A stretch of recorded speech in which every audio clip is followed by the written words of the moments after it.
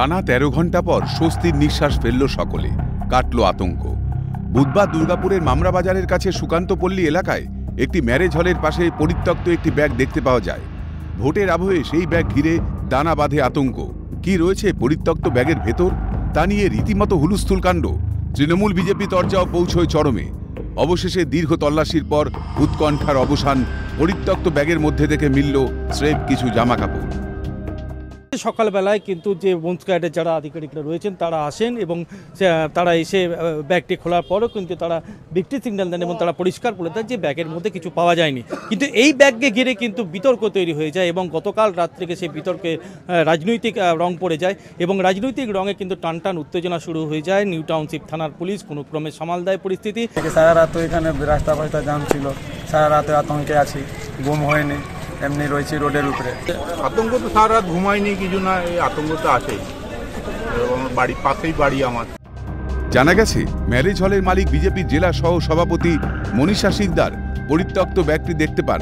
নিমেষে ছড়িয়ে পড়ে বোমাতঙ্ক। খবর ছড়িয়ে পড়তেই দুর্গাপুর নগর নিগমের প্রাক্তন তৃণমূল কাউন্সিলর লাভলি রায় ও তৃণমূল কর্মীরা ম্যারেজ হলের সামনে চলে আসে।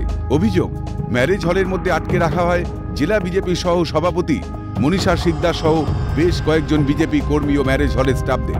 খবর পেয়ে ঘটনাস্থলে যান দুর্গাপুর পশ্চিমের বিজেপি বিধায়ক লক্ষণ চন্দ্র ঘড়ুই। তাকেও আটকে রাখার অভিযোগ জানিয়ে তপ্ত হয়ে ওঠে পরিস্থিতি। সারা বাংলা তো এখন বারুদের স্তূপের মধ্যে আছি আমরা।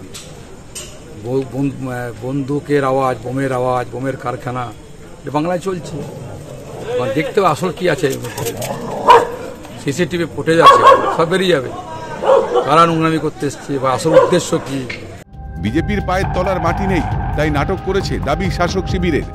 বিজেপি নিজে থেকে করেছে, কারণ ওরা দেখেছে ওরা শেষ হয়ে গেছে, এবার ওদের দিকে হাইলাইট তো করতে হবে। নিজেরাই ব্যাগ ফ্যাগ সাজিয়ে রেখেছে, নিজেরাই পুলিশকে খবর দিয়েছে, নিজেরাই এসব করছে। পাল্টা তৃণমূলের দিকে অভিযোগের তীর বিজেপির। ওনাদের মারফতই আমাকে কিছু লোকেরা বললেন যে এটা ওনাদের মধ্যে কেউ একজন করেছেন, কারণ ওনারা এটা ভয় দেখাতে চেয়েছিলেন।